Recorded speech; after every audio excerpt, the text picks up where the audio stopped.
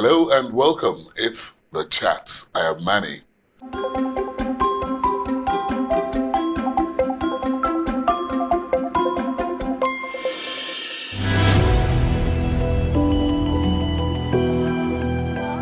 Welcome to the program. Thank you for having me. What prepared you for foreign service? In terms of foreign service, I think one of those who actually influenced me somewhere along the line was Henry Kissinger. I actually particularly liked the way he was going around the world, brokering peace and, very exciting thing. And, of course, I was in the university there, and I found it very fascinating. Was there any time, during that period that you felt like, this job is not for me? Candidly, no. Really? Candidly, no. Because right from my first posting in Togo, which was very exciting, in the sense that at that time, Nigeria was well respected and regarded. Tell me about your assignments to broker peace in Sierra Leone. Charles Taylor, now who was president at that time, now helped us and dropped us into the jungle, where he had already sent an advance team with some vehicles. So we went with the helicopter, we were dropped down, and then we took and traveled for half of the night.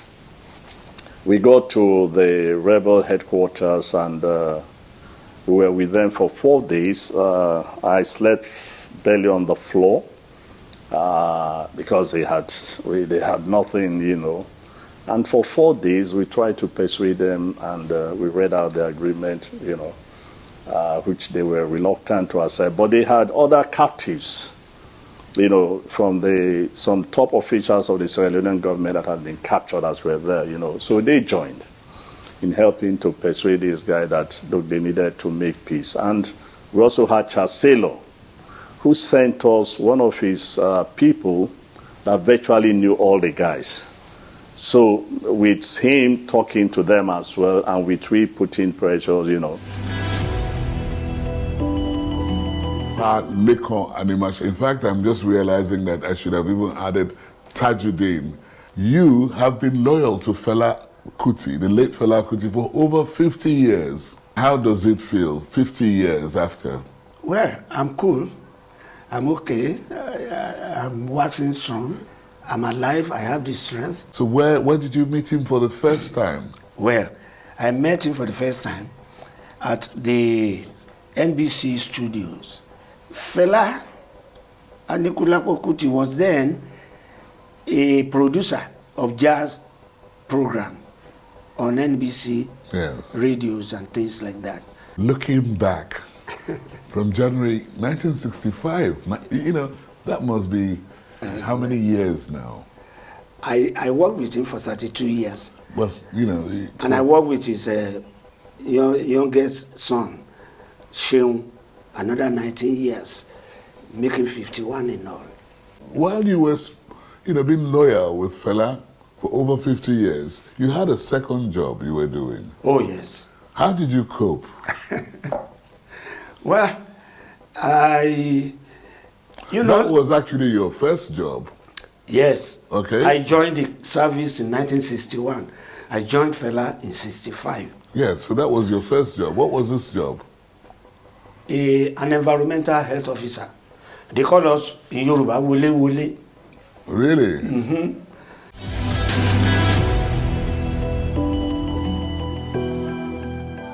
Welcome, first of all, to the program. And I'm glad you have made that 60 mark. Let's talk about your early, childhood memories. What do you recall in your growing up days about life? Well, I was born in the north. I schooled in the east. I served in the west, and I ended up working up north. Well then. So I think I'm one of the most qualified true Nigerian.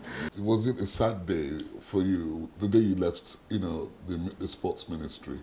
Yes, I would say it was sad because I never in my wildest imagination thought that sports or things around the sporting arena were going to, be taken to levels that were unheard of. There were too many unspeakable things that were happening in and around the glass house then. Is there something wrong with our sports administration? Because this has been on for years. Is there something that needs to really, stir the waters? Yes, of course. Let me give an example. I'm sure you know much earlier than now. We used to have the Adebayo Cup, the Manoa Cup, the Greater Tomorrow, the Academicals, the Nigeria-Ghana Sports Festival, Nuga Games, WAUG, FISU, even World University Games. All Nigerian athletes and sportsmen of note came through those ranks. All of them. Whether it was Humphrey Dobo, whether it was Henry Nwosu, whether it was Mary Onyali, whether it was Innocent Egbunike or Chidi Imo, you must start from somewhere. You don't start from the Olympic Games. Good to meet you, man. I used to be in your presence, sir. Your first name, Jimmy, yes, sir, is not really James. That became Jimmy. Yeah. Yeah. It's Jimmy. What's the full meaning? Oluwafori Jimmy. Oluwafori Jimmy. Yes, sir. Anybody would have thought it was something else. I didn't even get to know the full meaning of my name until I was about 17. What made you carry on? A lot of people dropped off on the way. Yeah. You play a DJ, after a while you say, well, truly there's no future in this profession. That's where passion comes in. So it was passion driven for me. Yes. More than money. Can you tell me the most exciting moment of your career? One that always comes to mind is the one that I've had to play a song at gunpoint. You played a song at gunpoint? Yes, it always comes to my mind. Were there bullets in the gun? I didn't wait to find out. You have also compiled, records and albums? Yes, I've released albums. I've released 2 albums as it is and several singles. You released, my first album was called Definition. It was released in 2007. It had over 50 artists featured on it. At the time, it was the biggest collaborative album ever. Having 50 artists on one album, I don't think anybody in Africa has done that before then. And then 7 years later, in 2014, I released The Industry. What do you really see of these new generation musicians? There's Naira Marley, there's Olumide, there's a whole host of all these artists. Yeah. Where do you think they will stop? For me, I think music has become trend. So as far as you make what's trendy, what people like, you will always have the market. So you don't see these people getting out the scene soon? As far as their trend is selling, they'll be around.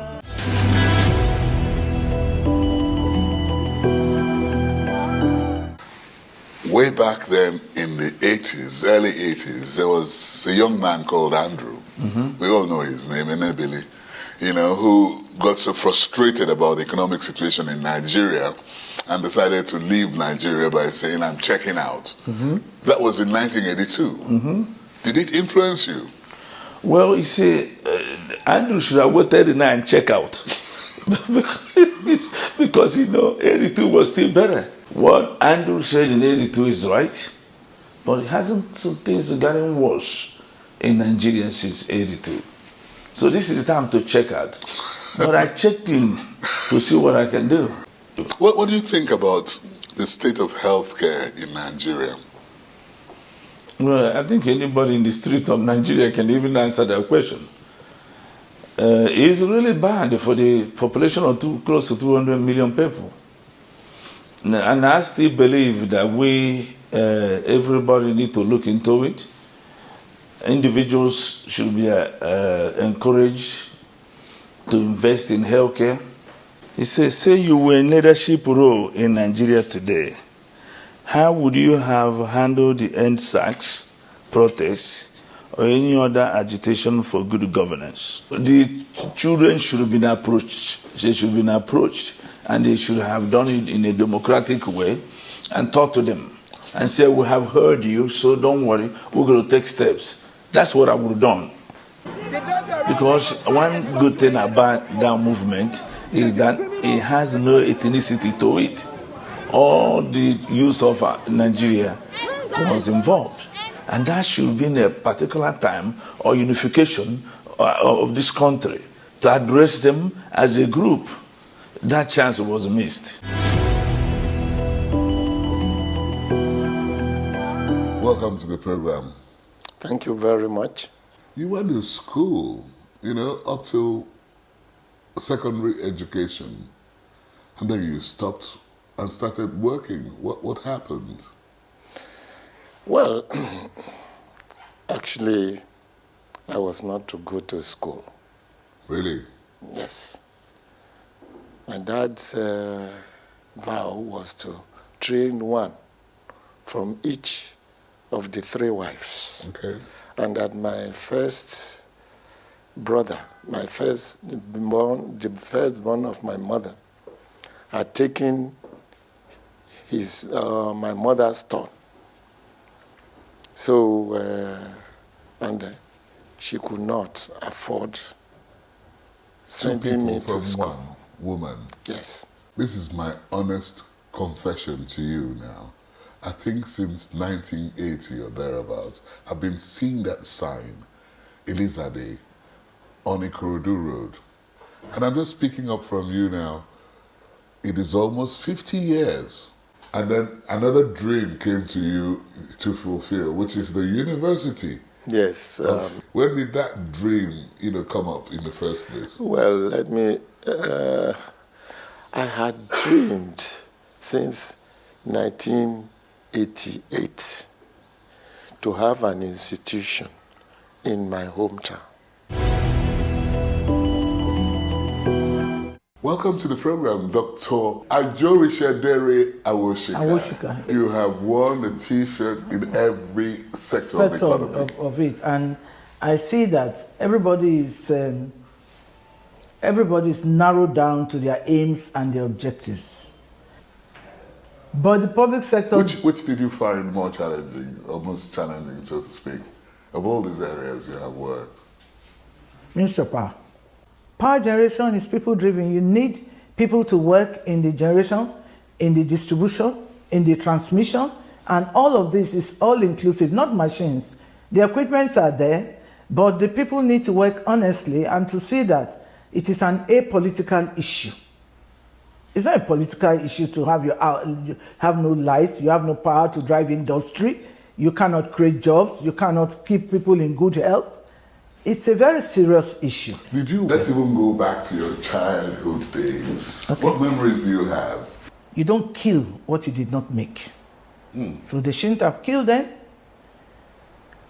They were being ruled by Britain for a long time. There was a chance to charge them to court for whatever offense that you think they may have committed and allow them. At least there was great decorum. But it was a military coup. It was a military coup, but the military coup was masterminded wrongly. And that's one. 2, he was a minister of finance that up till today, there's no document in Nigeria that has found him guilty of taking 1 naira from Nigerian coffer. You know what I like most about him? Yeah. His dressing.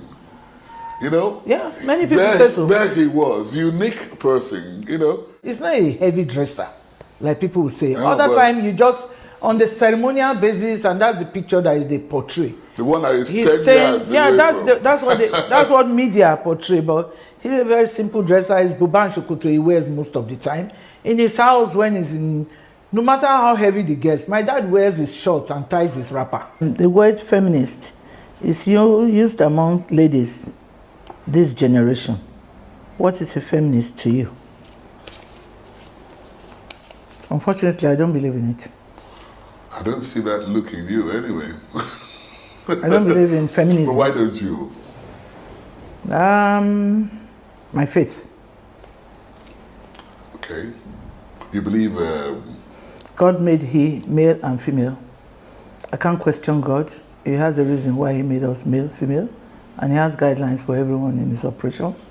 And I'm not going to have to change what God has set in place. So I'm not a believer in feminism.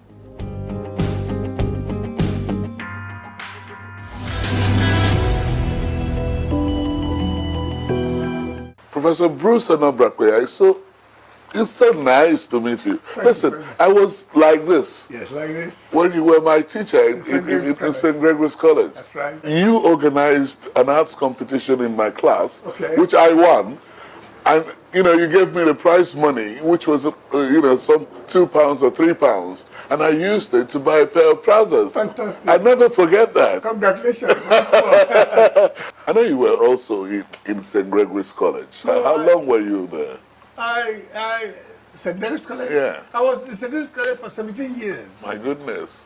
So altogether, I had 21 years teaching experience, minus the pedagogy, the year I used in training to teach art at the College of Technology, Zaria, which became Ahmadu Bello University. Ahmadu Bello University. Yes. Bruce Anobrakwe, you have exhibited in different parts of the world, all over the world.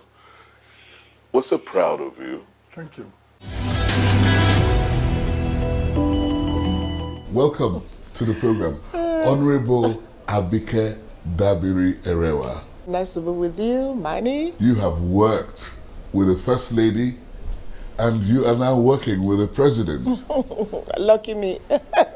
You worked with the First Lady, former First Lady. What was your experience working with her? Fantastic. I'm very sure that, working with her on the Better Life program helped me in politics. Recall that day that you made that decision to go into politics. Now Bishop Kuka, then Reverend Father Kuka. I just got a letter. He had nominated me for a program at Harvard University, at the Kennedy School of Government. And I'm like, and those days, I don't know about now, to go to those programs at Harvard, you needed to be nominated, not the ones that people just pay anyhow, Everybody say, you're going to this and that. And attend 2-day courses. 2-day courses. They have the claims to have attended Harvard. You had your way. You could have gone 5 times. Yeah, but I didn't want to. But you didn't want to? I didn't want to. Why? And you see, that time, because, number one, and I want the younger people to listen to this, after 3 terms, 12 years, really there was nothing to do in Parliament that would excite me anymore. 1, 2, then I was able to ensure the Freedom of Information Bill was passed, the Violence Against Persons Bill was passed. So today I'll sit back and say 2 bills have become law in Nigeria, and 2 bills that have been very impactful. Welcome to the program. It's a pleasure. Welcome to Yakubu Gawan House. Left to somebody, you probably would not have been the next Director General of the NYSC, a senator. He was contesting that the appointment of the NYSC is not that of the military, but that of the president. How did you resolve this matter? No, I think it was just some misinformation. He was clearly misinformed. I think there's a communication gap somewhere. What have you found, since you took over the office? We found people who are not qualified, especially from most these West African universities. They won't be able to go and first spend some few months and then come back with degrees, and we say we're not going to accept it. Really? So how do you get to verify this? Through what we did, we have a mechanism of finding out, and for that mechanism, we're able to unravel this. Come to think of it, you also served in the National Youth Service Corps. Yes, in 1989. In 1989? Yes. What was it like in 1989 compared to what you have today? I refer to the present crop of corps members as digital corps members. If I graduated from university 10 years ago and I want to come back to Nigeria and say to work, I could have been a grandfather at that age. Am I supposed to or qualified to be in the youth service? No, this is one of the things I also want to ensure we correct. We are not supposed to mobilize Papa Corps members. I refer to it as Papa Corps members. It's National Youth Service Corps. Yes. When youth is there, youth. It's not National Service Corps. When you say it is National Service Corps, anybody can serve at whatever age. What is the main benefit of that orientation? The essence orientation is one, physical training by soldiers. It promotes discipline and cohesion and division. I used to tell them, once you are asked to turn left, they all turn left simultaneously.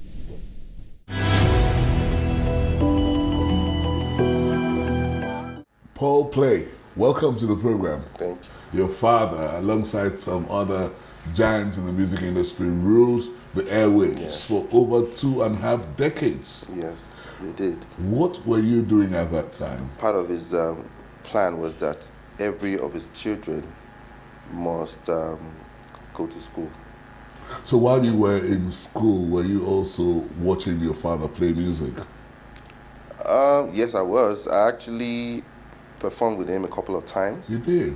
Yes. On stage? Yes. You were completely, alongside your father's kind of music. Yes. Right? You came up with a hit. Yes. The song I remember, Moshorire. Yes. What inspired that song? So a friend of mine advised me that I should do something with my dad's music. So I was like, no way. So he actually took a lot of. You were scared of getting into your father's shoes. Yes, I was scared. A lot of people were saying a lot of people will come nowhere near his father. Yeah. They should just forget music and all of that. I think at that point, I just told myself that, Paul, it's time for you to step into your own shoes. So what did you have to do? So I decided to record an album that is just purely English. So that if I actually put something like Pidgin on Yoruba, you'll feel like, okay, maybe you took that one from Dairo. So that was mine. I particularly liked it. I Yeah, thought you would but have continued with that. people actually attacking me at that point. So my mind was like, I need to do something right quick to save my career. Because when people come out with something that is, that will, hurt you or make your friends feel that, oh, this guy is limited, you need to actually do something right quick. So that was what I did.